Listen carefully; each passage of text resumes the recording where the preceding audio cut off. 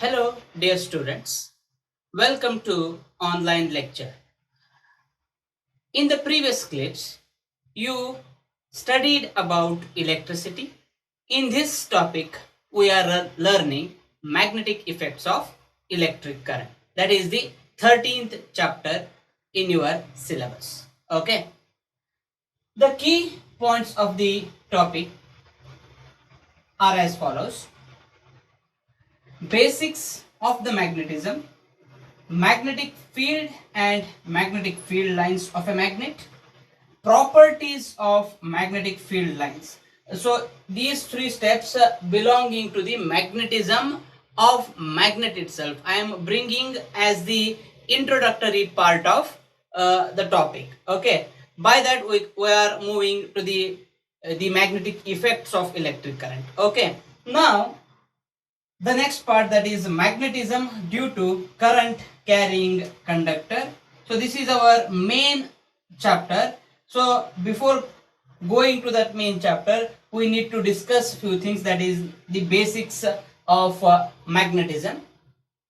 Now after that, force on a current carrying conductor placed in the magnetic field. What happens to the electric force on a current carrying conductor when it is kept on magnetic field? Okay, that is the concept. And we are also learning in this topic, that is electromagnetic induction, and finally that is domestic electric circuits. So these are all the points to be discussed in this topic. Dear students, let's take the basics of magnetism. So let's define first what the magnetism is, and later we will move to the story of the magnet, types of the magnet, and so on.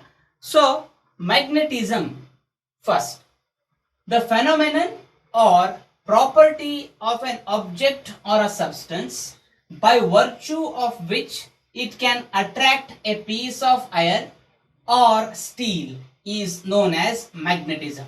It is the phenomenon or the property of a body or an object or a substance. Okay, by that it can attract the piece of iron or steel.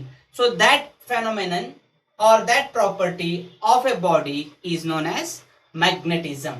Okay, the object or the substance that produces magnetism is simply said to be a magnet. An object or a substance that produces magnetism.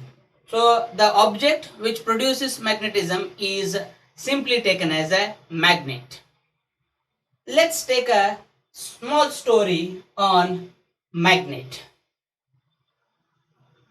In the Greece, there is a place called Island of Magnesia, where the shepherds complained about their wooden shoe nailed with their nails, steel or iron nails stuck to the ground. By that they are unable to walk further. So this led to the development of magnetism, which we learned in the previous years. Okay, so this was the story behind the discovery of magnetism. So how this magnetism is relate to the presence of magnetic field? Because this Ireland has the vast number of or vast ores of deposits in that region. Let's take the types of magnets. There are two types. One is natural magnets, second one is artificial magnets. There are two types of magnets present. One is the natural magnet and other one is the artificial magnet. Okay, so natural magnet is an ore of iron that can attract the small pieces of iron, cobalt, nickel, etc. towards it. A natural magnet is the one is simply the ore of iron. Iron ore is simply taken as a natural magnet. It is usually an oxide of iron. It is usually an oxide of iron named as Fe3O4. So oxide of iron for a natural magnet can be written in molecular formula as Fe3O4. Magnetite or lodestone. A magnetite or a lodestone is an example of a natural magnet. Lodestone or magnetite is the simple example for a natural magnet. Okay, so let's take artificial magnet. A magnet which is prepared artificially. The specific purpose it is created artificially. Such magnet is known as artificial magnet. It is simply man-made for particular purpose. Okay, that is taken as artificial magnet. So there are so many types of artificial magnets present. Number one in this case is a bar magnet. Similarly, horseshoe magnet, electromagnet, magnetic compass, ring magnet, all these are the artificial magnets. Remember, all they are having their particular purpose. Let's take the different properties of the magnets. As we are already know that the magnets, artificial magnets grouped into many, we are considering bar magnet as the simple for our study. Okay, we are considering bar magnet for our study and its simplification as well. Okay, let's take the properties of magnet, or simply taken as bar magnet, which is drawn like this. So bar magnet is drawn like this.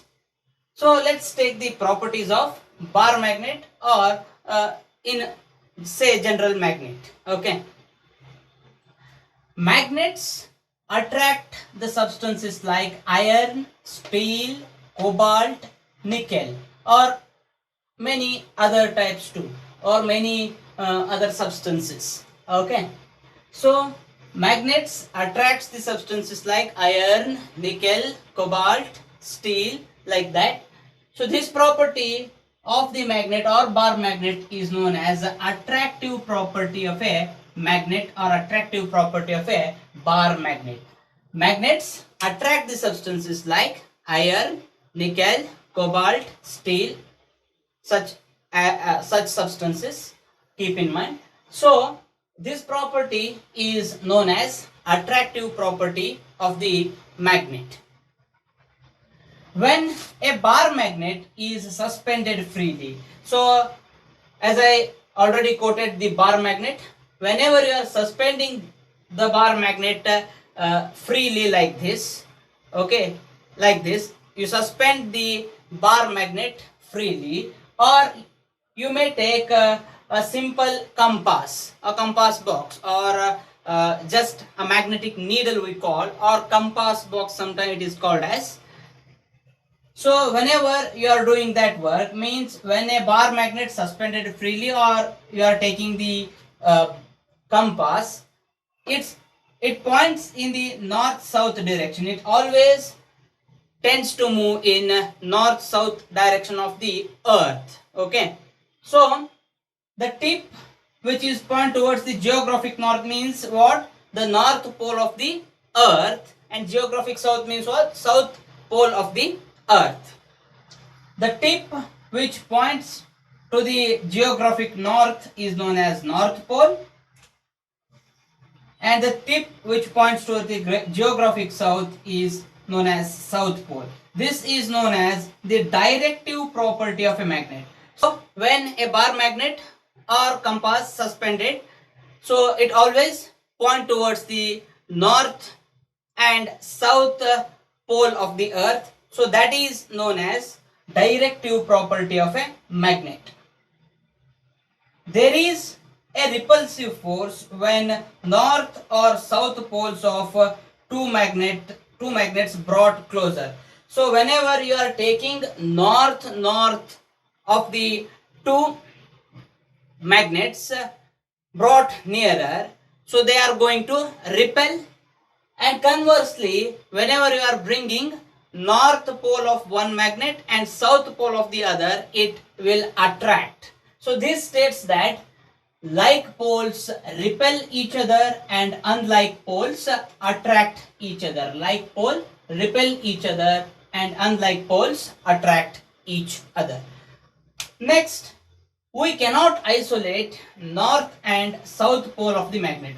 We cannot isolate, we cannot distract the north and south pole of the magnet. If you break a magnet into two, again it forms the north and south pole. Okay, but which is weaker in comparison with the first one. Okay, so that is indicating that there is no monopole case in magnets. Okay, there is no case of monopoles in magnets. So these are all the different properties of magnets. This ends today's lecture. We will study further more on magnetism in the next period. Till then, take care. Bye bye.